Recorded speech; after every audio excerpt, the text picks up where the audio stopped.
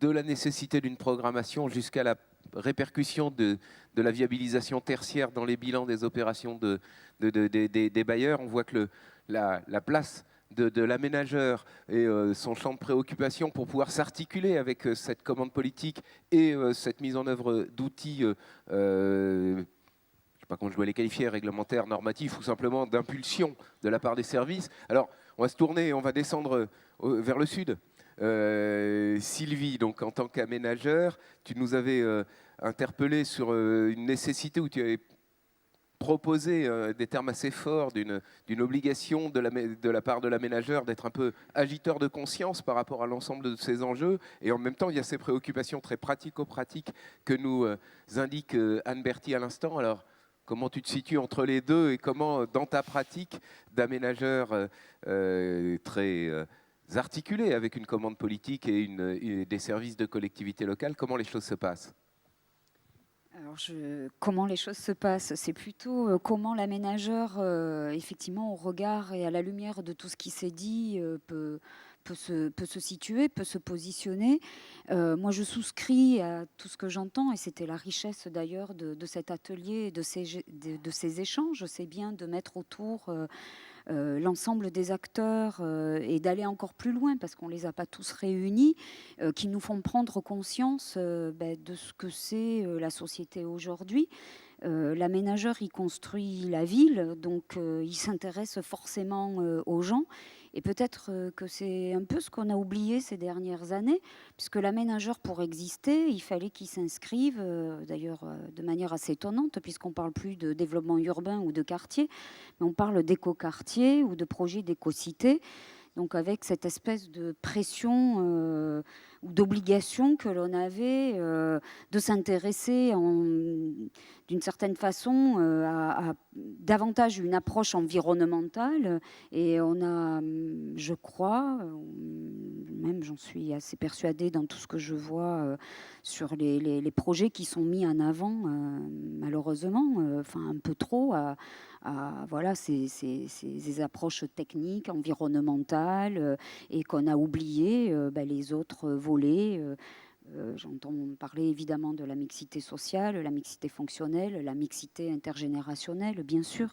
En fait, on a oublié les gens, tout simplement, et dans toute la composition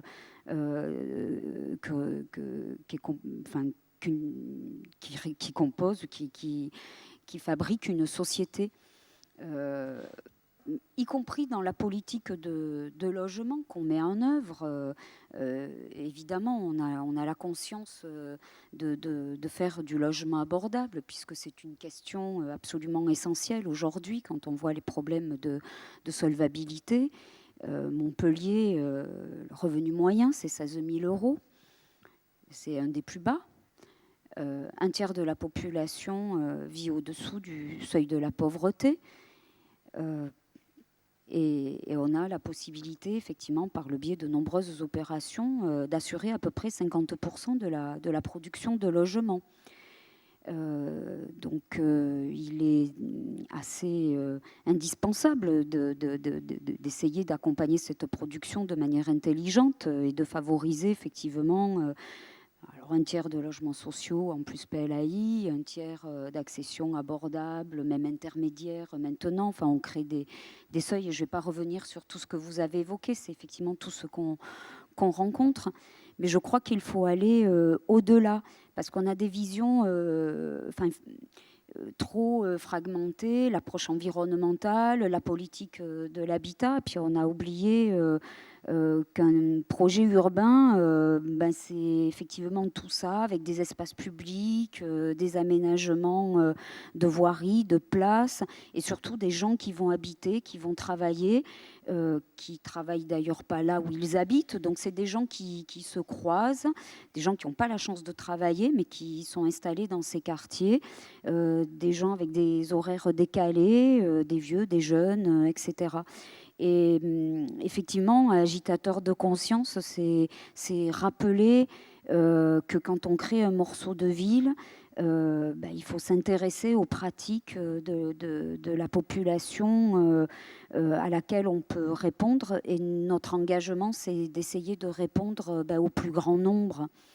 Alors ça paraît un peu difficile, compliqué, ambitieux. Donc ça nous oblige d'abord à bien connaître justement quelle est cette population dans le territoire dans lequel on intervient. Ça veut dire qu'après, il faut être capable de proposer et de convaincre. Ça veut dire aussi qu'il faut susciter et puis qu'il faut faciliter. Donc il faut être dans tous les maillons de la chaîne, le plus en amont possible. Or, comme on le rappelle souvent, malheureusement, l'aménageur aujourd'hui intervient de plus en plus après le sacro-saint dossier de création. La ZAC est créée, le programme est déjà figé, puisque il faut remettre un bilan qui correspond à ce programme, et donc on ne peut pas trop s'en écarter. Donc c'est un peu difficile pour un aménageur aujourd'hui d'intervenir et d'être le plus vertueux possible. Alors, constat a posteriori, est-ce que tu penses que la production des opérations est à peu près homothétique à ce qu'est la population, ou bien est-ce qu'il y a un décalage constaté entre finalement les gens et ce qu'on produit pour les gens j'ai cru comprendre en échangeant rapidement que finalement il y avait un cadre que tu essayais, ou que la CERM essayait de poser, un peu comme un guide interne pour essayer de porter ces valeurs-là. Deux réponses. Effectivement, c'est la prise de conscience, elle est quand on regarde, et on est assez fiers évidemment des opérations qu'on développe, mais à un moment donné, sans doute qu'on se rend compte qu'on n'a pas, on a atteint des cibles, des objectifs, c'est très bien, mais est-ce qu'on les a tous atteints? Donc ça veut dire, est-ce qu'on a vraiment accueilli l'ensemble de ce qui compose la société et de ce qu'est la population en fait autour de nous, et que l'on croise de temps en temps, mais pas tant que ça. Dans les réunions publiques ne viennent pas forcément justement des populations exclues. Je ne sais même pas comment les déterminer, parce que c'est une question qu'on s'est beaucoup posée. Ce sont des pauvres, ce sont je sais pas, des chômeurs, ou simplement par exemple, ça peut être, on a de plus en plus de malades psychiatriques qui ne peuvent pas travailler, enfin, pour lesquels il est très difficile d'être intégrés dans la société. Et qu'est-ce qu'on en fait? Les hôpitaux s'arrangent pour les rejeter le plus rapidement possible, parce que enfin, voilà, l'idée, c'est de ne pas isoler tous ces... Sylvie, on sent quand même derrière ton discours, qui est quand même assez décalé par rapport aux pratiques habituelles, hein. Bon, moi, je vois le Grenelle d'environnement oublié le social, tout un discours très normatif des écoquartiers qui est très intéressant en soi, mais qui tend à laisser complètement de côté les questions que tu soulèves. Dans le groupe de travail, on avait aussi dit on a tendance à produire un urbanisme normé, hein, bon, et les pauvres ou les précaires dont on parle aujourd'hui, souvent ils ont besoin justement de choses qui sont moins cadrées, moins contrôlées, je dirais, notamment sur le plan spatial, hein, sur le plan de la règle aussi. Donc est-ce que tu milites pour qu'on aille peut-être vers des directions plus ouvertes, hein, et qui passent précisément par l'écoute des personnes dont on parle ce matin? Oui, alors je milite. Oui, alors concrètement, c'est l'échange qu'on avait eu effectivement avec Jean à l'issue de cet atelier, des échanges et des rencontres. Effectivement, c'est proposé en interne, à l'intérieur de la société, dans le cadre de notre PMT. La plupart des sociétés d'aménagement s'engagent donc dans ces PMT. C'est une vision, une stratégie de développement de l'entreprise à moyen terme. Donc effectivement, l'enjeu de la production de logements, puisque c'était le thème qui m'était confié, ça a été d'orienter la réflexion sur la prise en compte de la précarité. Donc c'est d'établir en tout cas au moins, et de proposer à l'entreprise une stratégie avec des actions très concrètes. C'est, je pense, des choses souvent très très simples, mais qui ont valeur d'exemple, et donc qui peuvent permettre ces fameuses prises de conscience. Des résistances internes? Oui, internes, Pas peut-être trop. Tu as le droit au pas. joker. Non, mais ça, je suis pas sûre. C'est pas un problème de résistance. Je suis pas sûre que le sens en soit vraiment compris. lorsqu'on est effectivement plus dans une logique de production de logements, comment vendre, comment... y compris en première, deuxième couronne. Voilà, après, c'est des questions de priorité. Je pense qu'effectivement, peut-être que au sein de la SERM, j'ai une position confortable parce qu'on est sur une dynamique très forte de production de logements. J'ai l'impression qu'on fait ça presque, que ça paraît évident. Donc effectivement, il faut de temps en temps se réinterroger et re-questionner en interne et puis aussi à l'extérieur. La collectivité à qui on va proposer effectivement certaines actions. Alors elles sont tout à fait modestes. C'est par exemple travailler sur un programme intergénérationnel. Ça va être effectivement peut-être aussi intégré dans la programmation d'une ZAC, même si ce n'était pas le cas jusqu'à présent, peut-être un hôtel social ou des choses comme ça. Et puis même d'essayer de jouer un peu la provocation, c'est-à-dire dans les quartiers les plus convoités, amener cette population-là parce qu'elle a droit de citer et de manière évidente aussi. C'est même le sens de la cité.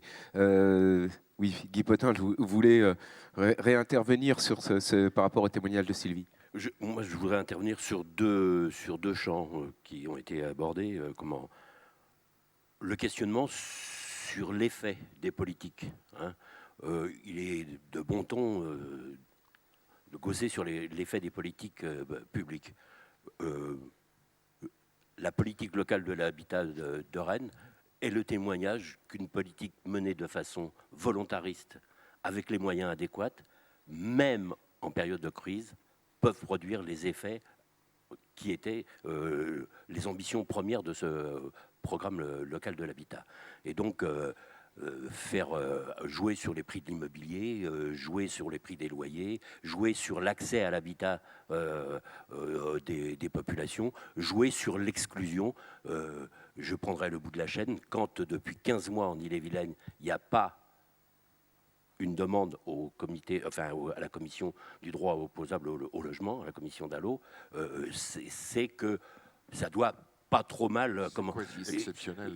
C'est que ça doit pas trop mal. Et donc c'est cette mise en cause et cette désespérance par rapport aux politiques publiques qui serait un peu une politique de Shadok, hein, plus il pompait, vous connaissez la suite. Hein, comment et je vais rebondir sur un autre propos qui est tenu. Comment on a beau être dans une approche systémique, on n'a pas toutes les ficelles. Et je vais revenir sur l'environnemental.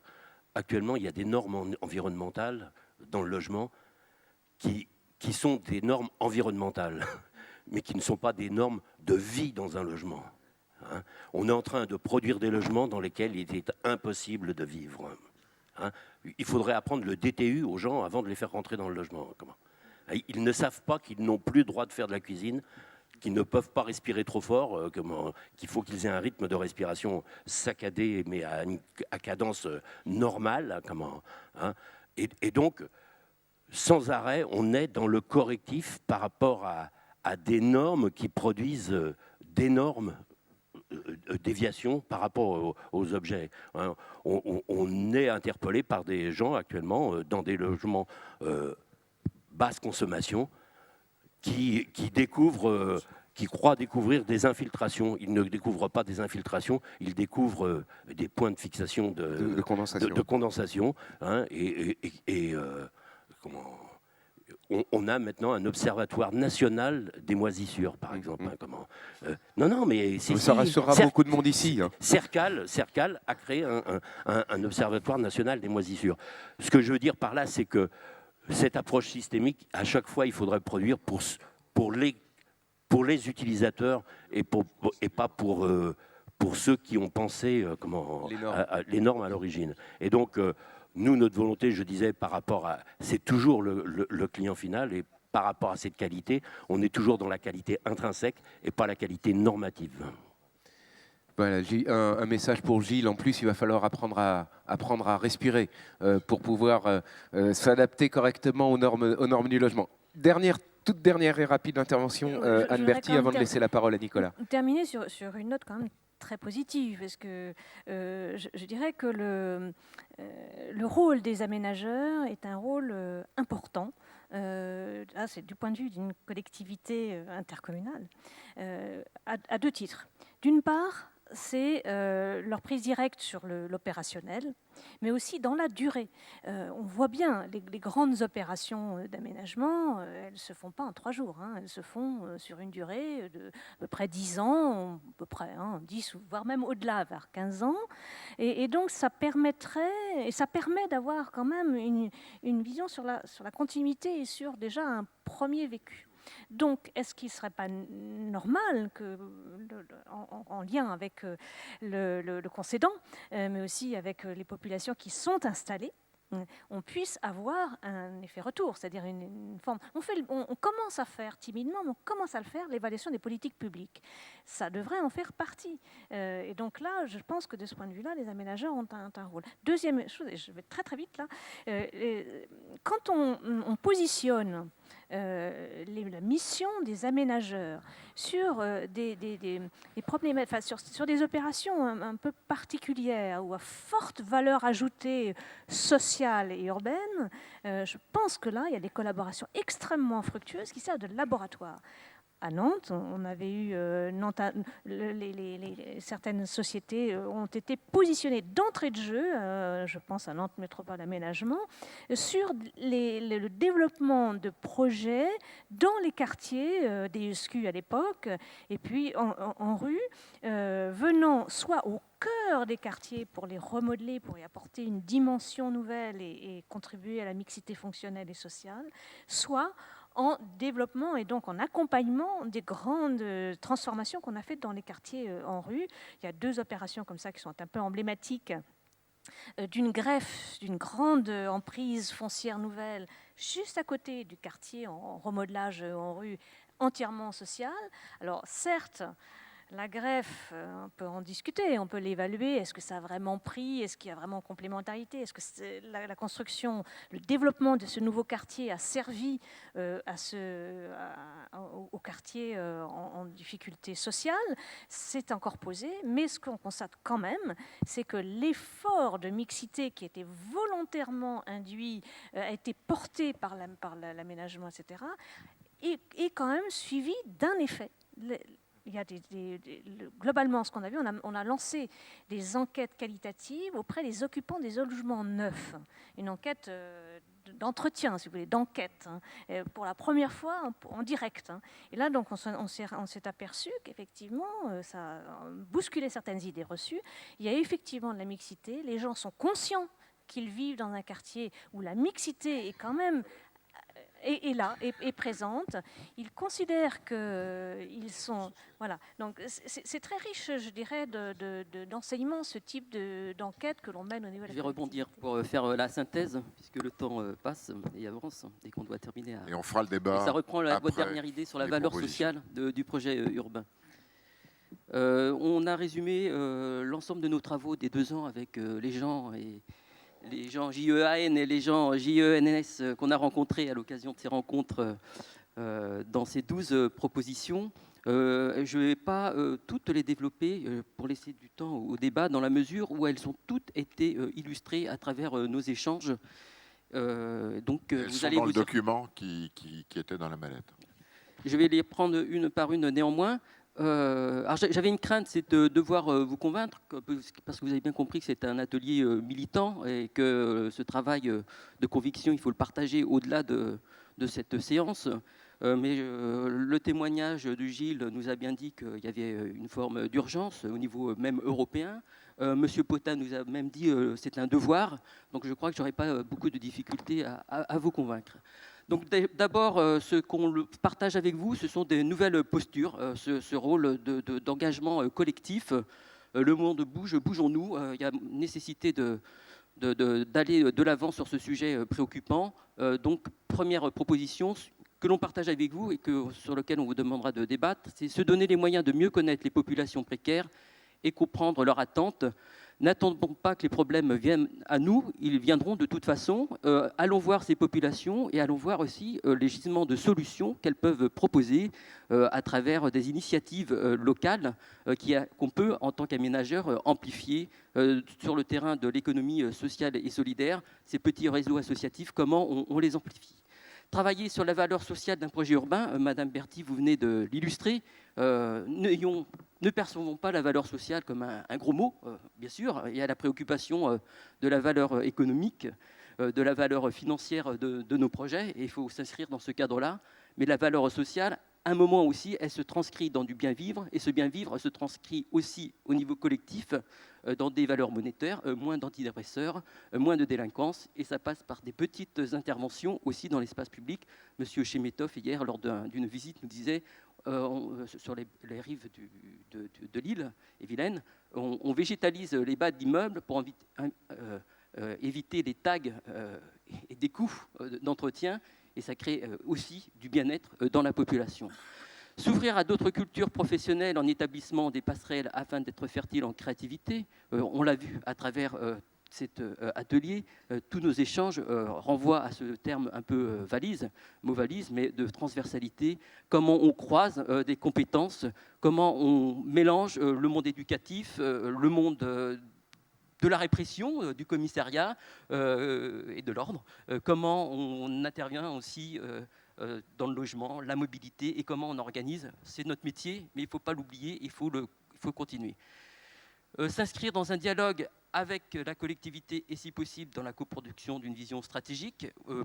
Notre travail, comme l'a dit Jean Frébault à l'origine de cet atelier, repose sur une commande politique, mais on peut inverser aussi le processus, et on sait le faire parfois sur d'autres sujets.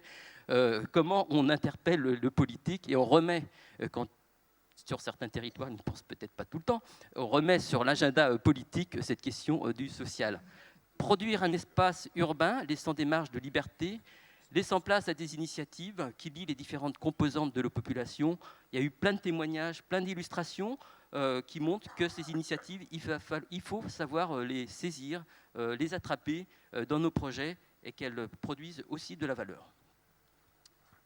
Deuxième série de propositions, je vais rapidement, je suis désolé. La mesure de l'empreinte sociale et solidaire. Outillons-nous pour mieux appréhender ce sujet.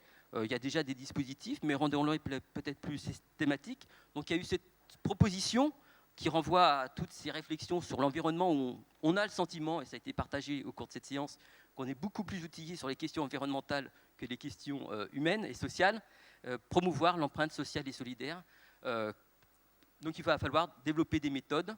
Et là, il y a un champ à explorer qui est repris dans la proposition 7, construire des indicateurs d'évaluation et de mesure dans le temps permettant d'éclairer et de responsabiliser les maîtres d'ouvrage des projets. Un référentiel d'études d'impact social qu'on peut construire avec des organismes de recherche. Il faut certainement orienter les recherches dans ce domaine. Il y a un vrai travail à exposer. Huitième proposition, concept à creuser, mais que Sylvie Ferraud a illustré partiellement dans la SERM, ce guide ces réflexions vous engagez, la responsabilité sociale des aménageurs, avec un petit clin d'œil au RSA de Martin Hirsch, qui l'a mis sur place, à l'image de la responsabilité sociale des entreprises.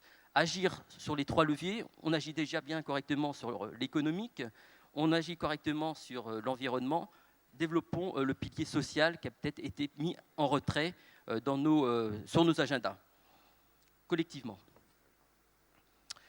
Et puis, les 4 dernières propositions, de nouvelles pratiques tirées des expériences de terrain. Il y a des solutions, elles sont là, il faut aller les chercher, il faut les faire remonter.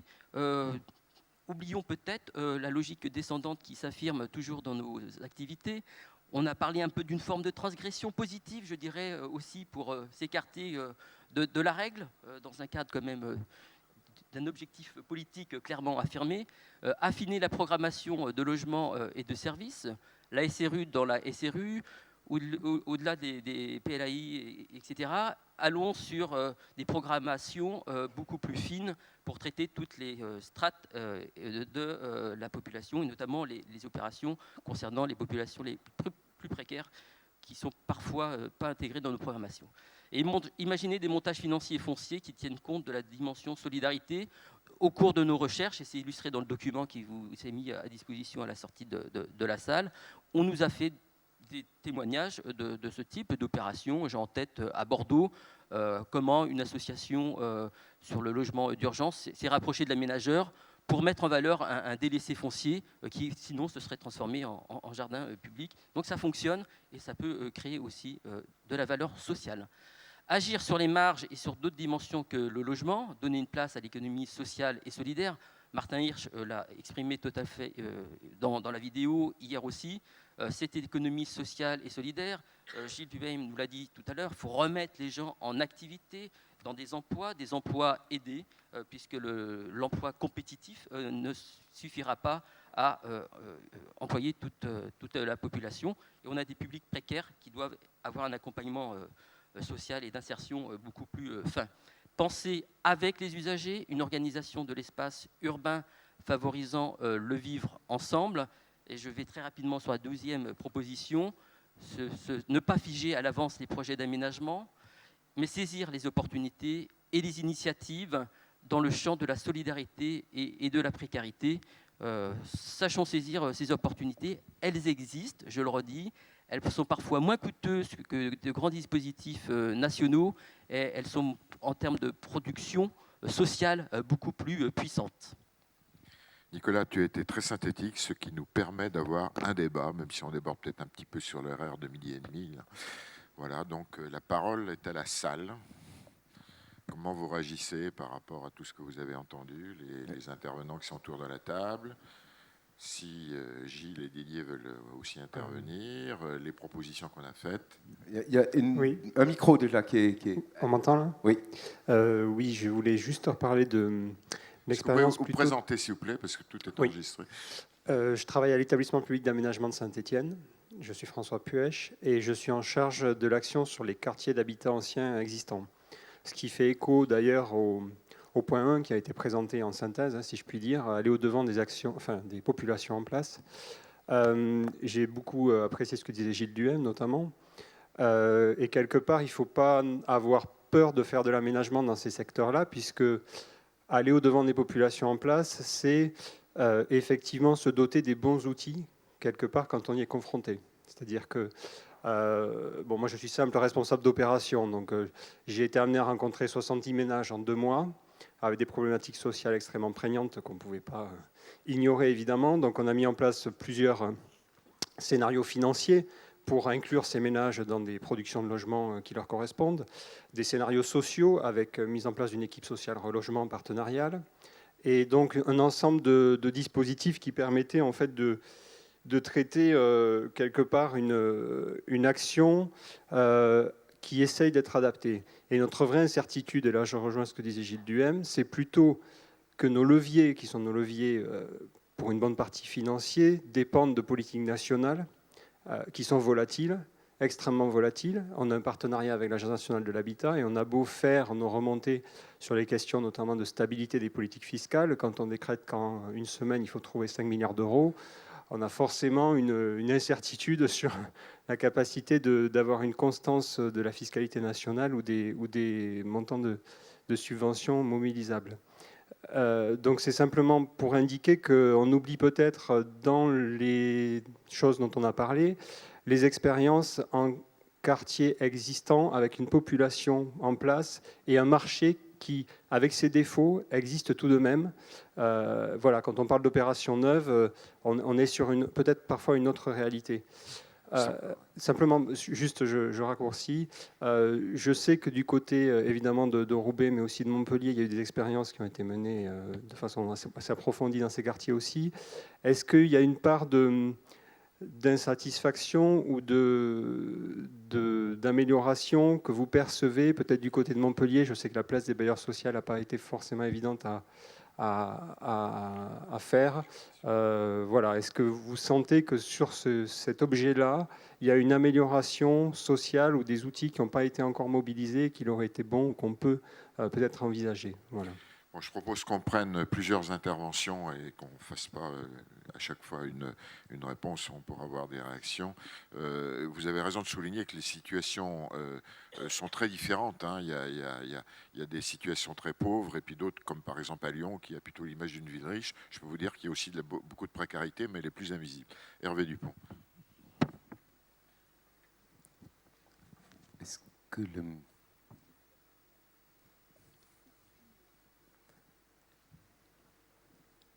Merci, Hervé Dupont, conseiller général de l'environnement et du développement durable. Je vais plutôt parler rapidement de mon expérience en Plaine de France, dans la banlieue nord de Paris, parce que cet atelier est plein d'espoir, un peu surréaliste par rapport aux réalités qu'on vit sur le terrain. Donc je vais peut-être redescendre un peu brutalement sur terre en donnant quelques exemples dans cette banlieue nord de Paris. D'abord, la question de la politique métropolitaine dont on a bien compris l'importance de l'habitat. Évidemment, elle n'est pas traitée, puisqu'elle n'est pas traitée à l'échelle de toute la région parisienne, et c'est un énorme problème.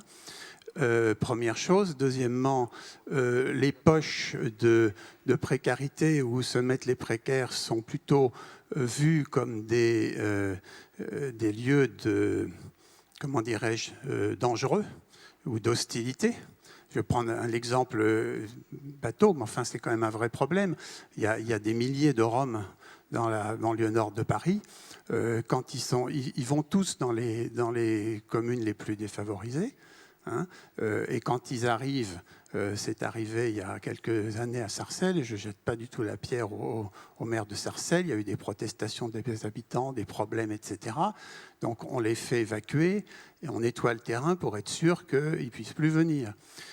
Donc ça c'est un exemple concret de précarité, de situation de précarité qu'on ne sait pas traiter et dont les maires disent on a déjà assez de problèmes comme ça chez nous pour régler celui-là en plus. De même qu'on dit, il y a des grands quartiers de logement social, comme vous le savez. Oui, mais c'est tellement plus facile de mettre les gens qui demandent le DALO dans les quartiers qui sont déjà les plus pauvres, les plus difficiles, parce qu'il y a encore du logement social. Donc ne nous mettez plus de DALO chez nous.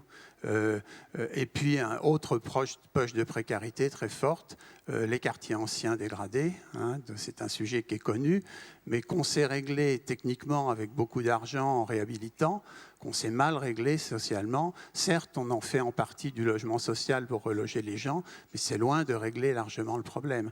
Donc, c'est pour dire qu'il y a un énorme travail encore à faire et que tout le monde ne partage pas enfin peut-être pas l'optimisme, mais la vision que vous avez. C'est un long chemin. Hein, c'est un long chemin et c'est une longue prise de conscience. Voilà.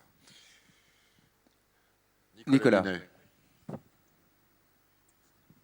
Après, on laissera nos invités répondre sur les différents points qui ont été soulevés.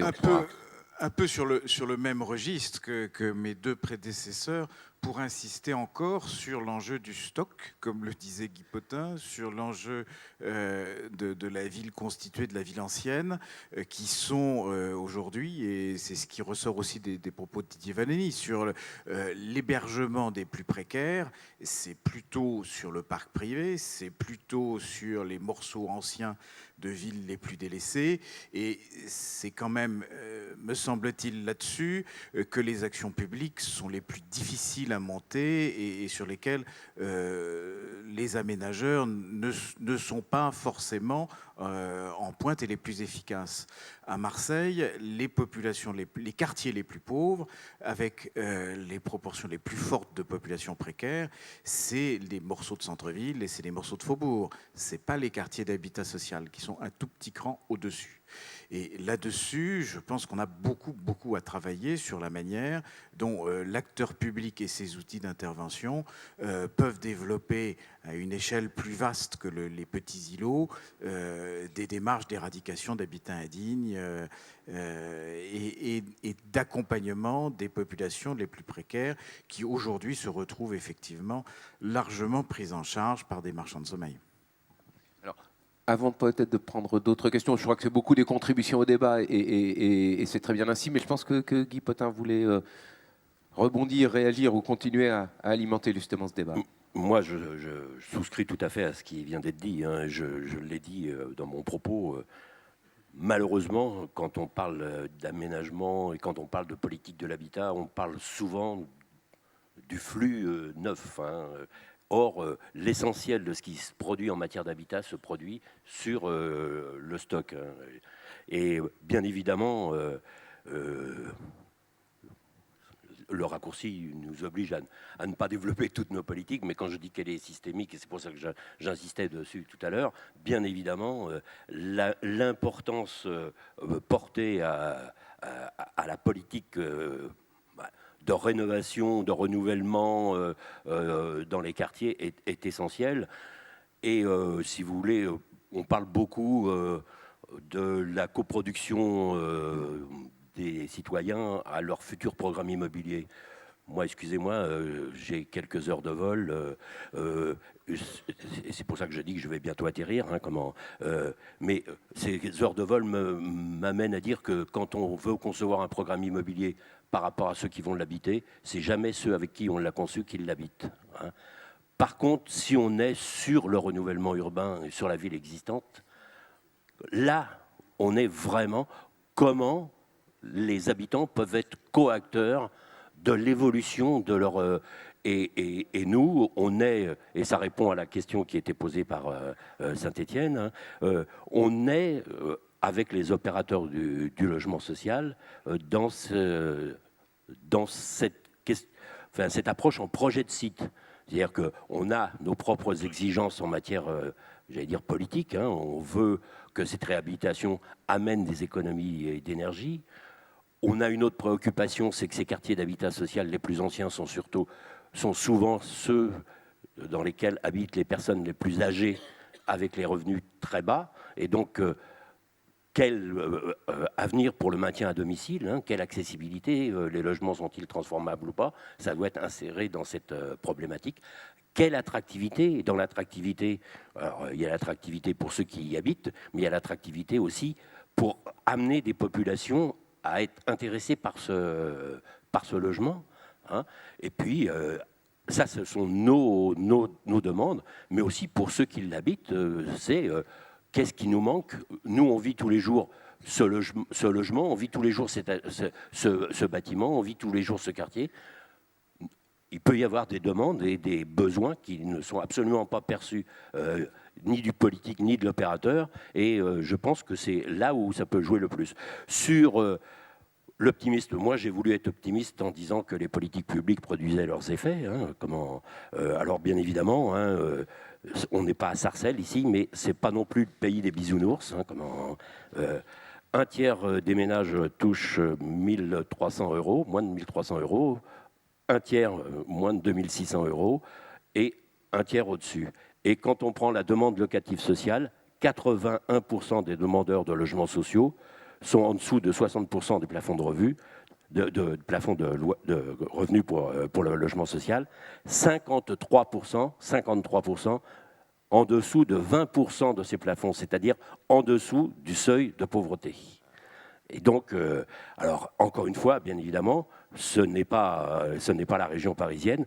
Je crois que la grande différence entre ce qu'on voit dans la région parisienne et ce qu'on voit ici, moi, il se trouve qu'actuellement, je suis coprésident d'une instance nationale de concertation sur les attributions de logements. Évidemment, il y a l'Île-de-France et le reste du monde. Et ça tient beaucoup à la gouvernance locale, à la capacité d'avoir un échelon suffisant. C'est jamais le bon échelon. Hein. Il n'y a jamais coïncidence entre échelon politique et administratif et échelon réel de vie des habitants. Mais au niveau de l'intercommunalité, par exemple, d'autorité organisatrice, et moi, en ce qui me concerne, je suis un très fervent promoteur de l'autorité organisatrice du logement, qui, sous toutes ces angles... Ce que le projet de loi prévoit en principe... Ce que j'espère, le projet de loi... ce que le Parlement votera. Gilles Duhem. Oui, je voudrais d'abord remercier Anne pour son intervention de tout à l'heure, qui était très riche, qui était très articulée et qui a vraiment touché à beaucoup de moments le cœur du problème, qui est en fait le rapport entre ce qu'on souhaite et le cadre bâti, le cadre réel et surtout le cadre de l'argent, le cadre financier, la façon dont les acteurs s'articulent les uns par rapport aux autres. C'était très pointu et c'était vraiment très bon. Merci beaucoup. J'ai oublié tout à l'heure, quand on est sur ce podium et qu'on a la lumière dans la figure, on oublie souvent des choses. Je pense que ce qui est en train de se passer, c'est en cela que j'ai parlé de la modernité de cet atelier. Je pense qu'il faut comprendre qu'aujourd'hui, les sociétés occidentales ont peut-être fait un joli rêve qui a duré 50 ans. Et aujourd'hui, la précarité va peut-être devenir à nouveau la norme et la stabilité l'exception. Et c'est là-dessus qu'il faut peut-être commencer à réfléchir sur les formes urbaines, sur la façon de vivre des populations européennes qui a énormément changé au cours des 20 dernières années. La méthode est certainement aussi de se rebeller face à certaines normes, de dire, c'est le rôle aussi des aménageurs, un rôle de résistance, de dire non quand des choses aberrantes se passent et d'avoir le courage de se lier, de créer une union, ça peut être aussi ce club, d'avoir un lobby, d'avoir une voix pour dire non, ces décisions ou juridiques ou normatives sont absolument inadéquates par rapport à la réalité à laquelle nous sommes confrontés. Combattre, à nouveau combattre et encore combattre pour la ville compacte et la ville sur la ville, ça c'est absolument clair. Aller y vivre. Il y a eu un très joli petit livre dont j'ai oublié complètement l'auteur, je n'arrive plus du tout à m'en souvenir, qui a été écrit dans les années 60, au début des années 60, au moment où Sarcelles est sorti de terre, qui s'appelait Sarcellopolis, qui a été écrit par un journaliste qui a quitté la rue Saint-Jacques, le 5e arrondissement, pour aller vivre presque pendant, je crois, 6 mois ou 1 an dans ce nouveau Sarcelles, et qui l'a très très bien décrit. Ça a été publié en 1962 ou en 1961, ça fait vraiment très longtemps. Et c'est un livre absolument précurseur qui explique tout. Allez vivre dans les endroits pour lesquels vous êtes compétent et sur lesquels des projets doivent se faire. C'est absolument indispensable. Et indispensable est aussi le rôle du coordinateur. On a beaucoup parlé de coordination, de transversalité. C'est un petit peu comme l'Internet. Ça, c'est le serpent de mer. On pense que l'Internet, ça jaillit comme ça, ou les textes, ou les présentations. Ça naît avec un papier et un crayon. Et si vous n'avez pas une personne qui est compétente pour la coordination et dont c'est le métier et accepté par tous les acteurs du fait local, ça n'avancera pas. Parce que c'est un acteur qui est en soi déjà un métier, qu'il faut payer pour et qui soit accepté par tous les acteurs présents, quelle que soit la hiérarchie ou quelles que soient les compétences qu'ils puissent avoir.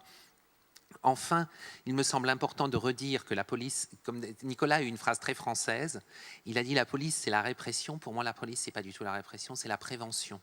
Dans mon quartier, la police a fait apprendre à rouler en vélo à des femmes turques voilées. C'est ça la police aussi, c'est la prévention dans les écoles et c'est la prévention dans la quotidienneté. Et enfin, je voudrais terminer par juste une phrase de la personne qui m'a appris à penser, qui est Françoise Choé. Il y a eu un très beau texte d'elle qui s'appelait « L'utopie aujourd'hui, c'est retrouver le sens du local. L'élan utopique n'est pas mort. Il n'est plus question de construire des villes imaginaires, mais de se réapproprier les lieux de vie ainsi que leur patrimoine pour inventer une nouvelle société. Et à l'heure de la mondialisation, il faut remplacer la conscience de classe par la conscience du lieu. L'utopie plus vivante que jamais, c'est désormais la poursuite de nouvelles formes sociales et de nouvelles formes d'habiter qui nous arriment à la terre et nous fassent, dans la différence, réaliser notre destin d'homme. » Merci. Bien, ça pourrait être une très belle conclusion de notre atelier. Je voudrais dire quand même que c'est un peu dommage que personne ne se soit exprimé sur nos propositions. C'est vrai que c'était tellement dense comme matière. Je note que Gilles Duhem proposerait d'introduire le mot « se rebeller ». Je ne sais pas si on peut l'écrire comme ça. Bon, est-ce que je ne sais pas s'il y a une intervention éventuellement sur ces propositions. Est-ce que vous souhaitez qu'on continue à travailler sur ce chantier, hein, parce qu'on va avoir un débat au club. Est-ce que c'est un chantier qu'on a amorcé? Didier, tu voulais dire quelque chose à ce sujet? Qui peut passer un micro à Didier Vanoni là? Et puis, il faut, vu l'heure, il faut quand même qu'on lève la séance. Oui. Non, c'est Didier Vanoni. Oui, juste dans la suite de vos propositions, juste signaler que le groupe de travail a déjà produit des choses dans ce sens-là, puisque suite à une des séances du groupe de travail, un aménageur présent a retrouvé dans les préoccupations du groupe ses préoccupations personnelles et a lancé un appel d'offres pour une assistance à maîtrise d'ouvrage qu'il a intitulé Ville inclusive, dans lequel il a proposé d'avoir cet aménageur.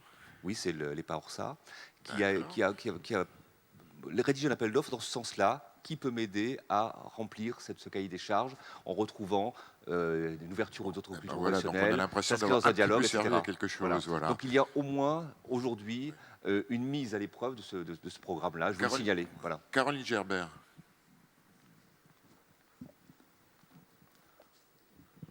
Oui, merci. C'était simplement la réflexion de Gilles Duhem, pour moi, faisait écho aux pensées que j'avais. Vous me faites penser à Ildefonso Cerda. Vous venez de citer Françoise Choé. Elle a bien décrit à quel point Cerda, pendant 10 ans, est restée dans des quartiers populaires avant de construire son modèle urbain de fin du 19e siècle. Et il me semble qu'on repart sur le même type de réflexion. Et ce que ça m'évoque par rapport aux propositions, vous reprenez bien l'idée que c'est la vie de la ville qui est en jeu, donc la question de l'économie sociale, de la gestion des espaces, ça ne s'arrête pas à la fin de l'acte de construire, mais tout ça doit s'inscrire dans le temps, dans des petites actions concrètes qui ont largement été évoquées ici, et il me semble qu'il ne faut absolument pas oublier de l'articuler avec la production de la pensée. La question de l'investissement du monde de la recherche, de ceux qui produisent de la pensée, qui sont payés pour ça, sur ces questions-là, pour construire une prospective à 10 ans, 20 ans, 30 ans, 50 ans. Le modèle de Barcelone, il tient encore la route. Pourquoi ? Parce qu'il y a eu 10 ans de pensée qui ont été produites à l'épreuve du réel, mais sans jamais renoncer à construire cette pensée. Et vous faites référence à cet ouvrage sur Sarcelles. Moi, je pense à Colette Pétonnet, qui était une ethnologue qui a vécu dans les bidonvilles d'avant le périph', qui a également produit de la pensée. Et on sait que le milieu de la recherche doit être intimement lié à ces actions qui pourraient être déployées parallèlement par les aménageurs. Et il ne faut pas oublier de nourrir ces lieux de rencontre entre l'action et la pensée. Ça me semble être un des éléments clés des propositions qu'il faudrait ajouter. Sylvie voulait faire une suggestion et on va conclure. Non, simplement, c'est vrai que j'entends à nouveau les réactions dans la salle et je vois que chacun a des expériences ou des choses qui paraissent effectivement modestes, simples, qui ne font pas forcément appel d'ailleurs au financement public, ô combien difficile à garantir et à garder dans le temps. Et je me disais que tout simplement, ça serait bien d'avoir une plateforme d'échange où chacun pourrait apporter sa pierre et s'en inspirer. Moi, je sais qu'au travers de l'atelier, ça m'a permis effectivement de croiser des histoires qui m'ont inspirée. Et dans ce qu'on vient de dire encore, j'ai encore de nouvelles idées. Et je pense que ça serait bien si on pouvait effectivement partager, puisqu'on a un peu trop tendance à regarder son... C'est réconfortant et en même temps, je l'ai dit à Hervé, ça atterrit, tu vois. Bon, une toute dernière intervention, parce qu'il faut frustrer personne. 30 secondes, là, madame. Je voulais juste... Vous présenter, s'il vous plaît. Oui, pardon, René-Claire Glischmann de l'EPA Orsa. Je voulais juste embrayer sur... Confirmer. Oui. Effectivement, c'est dans le cadre des travaux qui sont menés dans le Club Ville Aménagement qui m'a donné un espoir de tenter d'intégrer ces dimensions avec une question initiale qui consistait à dire, sans une commande ou un mandat politique clair donné à l'EPA, sans qu'il y ait... parce que nous sommes en situation de crise, sans qu'il y ait les moyens dont nous pouvions disposer dans les années précédentes, c'est comment faire en sorte que l'acte d'aménagement ne soit pas un acte d'exclusion des populations résidentes et du système productif local. C'est avec Jean-Didier Laforgue, Didier Vannoni et Jean-Didier Laforgue, qu'on engage cette réflexion-là sur 2 sites, un site des Ardoines à Vitry et un site beaucoup plus petit sur Orly. Je tiens à dire que vu le contexte dans lequel nous nous trouvons, là je le dis à titre personnel et pas au nom de l'EPA, pour moi c'est un vrai pari. C'est comment faire de l'équité sans argent public, dans un système de marché libéral. Pour moi, ça reste un vrai pari. Voilà. Et c'est plutôt un acte de résistance en essayant de voir si on peut produire quelque chose. On a rencontré Jean-Didier Laforgue dans une de nos séances, ainsi que Patrick Bouchin qui a été évoqué. Et moi, je me réjouis que des architectes et des urbanistes s'intéressent à cette question. C'est quand même assez nouveau. Un mot à propos de la suggestion de Caroline Gerber. Je pense que produire de la pensée à partir de l'expérience, c'est peut-être quand même l'un des objets centraux du Club Ville Aménagement. Et ce lien entre expérience et recherche est fondateur du Club Ville Aménagement. Donc je trouve que cette suggestion est aussi porteuse de pistes pour le travail même du club ou pour la poursuite d'un travail issu de celui-ci dans le club ou avec les partenaires naturels du club. Voilà, un mot de... C'est toi qui conclus, Jean, t'as ouvert. S'il y a d'autres personnes qui veulent participer à cette conclusion, il ne faut pas qu'il y ait de paroles frustrées. Moi, j'avais simplement envie de dire, avant qu'on aille déjeuner, que d'une part, et avant de remercier tout le monde, que je me réjouis de la richesse de nos débats. Plusieurs témoignages à la fin ont montré que notre atelier avait été très utile concrètement, puisqu'ils avaient fait bouger, Sylvie l'a dit, d'autres l'ont dit, les choses, les façons de faire chez les aménageurs. Moi, j'aurais tendance à retenir peut-être 2 pistes. Premièrement, retravailler les 12 propositions. Je ne sais pas si elles vont se ramener à 8 ou s'ils vont être plus nombreuses à la lumière de nos débats. Je crois qu'il faut les enrichir. Puis deuxièmement, ce que vient de dire Jean et sur laquelle insistait Caroline Gerber, c'est que peut-être que, notamment avec le PUCA, il faut qu'on re-questionne la recherche. Je pense que Didier Vannoni, qui connaît bien le monde de la recherche, peut également nous aider. J'avais un petit échange avec François Ménard hier du PUCA, qui me disait qu'ils avaient quelques programmes. Il y en a actuellement avec la DIAL qui s'appelle Ville Solidaire, avec Alain Régnier. Donc il y a peut-être encore du grain à moudre sur ce sujet pour le Club Ville Aménagement. En tout cas, c'est ce que nous allons proposer au bureau. Tu en fais partie, Jean. Bon. Donc un très grand merci à tous les intervenants. Il n'y a pas de dernière intervention, un mot de la fin.